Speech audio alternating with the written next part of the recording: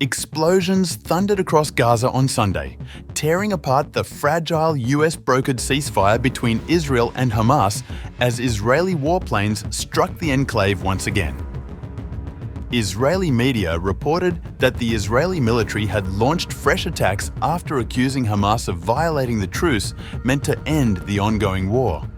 According to Israeli public broadcaster Katz, the Air Force was striking targets in Rafah, Gaza's southernmost city, while other media outlets described the assault as a series of airstrikes. There was no immediate comment from either the Israeli military or Hamas on the reported operation. Tensions had been building for days, with both sides trading blame over ceasefire violations. Israel's military said on Friday that several terrorists opened fire on its soldiers in the Rafah area, though no troops were injured.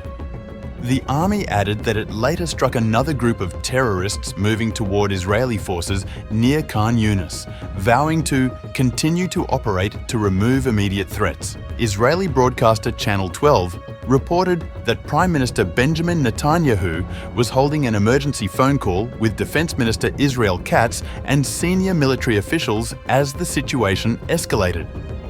Meanwhile, Israel's public broadcaster said the latest airstrike followed an exchange of fire between Hamas members and Israeli troops.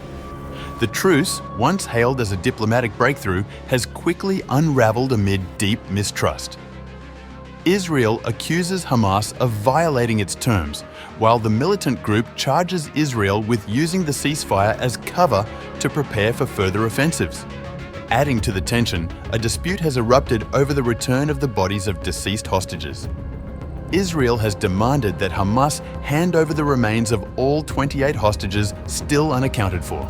Officials say Hamas has returned 20 live hostages and 12 deceased, but the group claims that retrieving the remaining bodies requires effort and special equipment to recover corpses buried under rubble.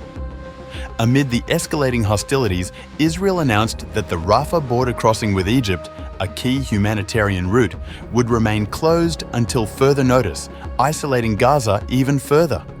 What was meant to be a pause in fighting has instead reignited the conflict, leaving both sides locked in renewed confrontation and the promise of peace once again lost to the sound of warplanes.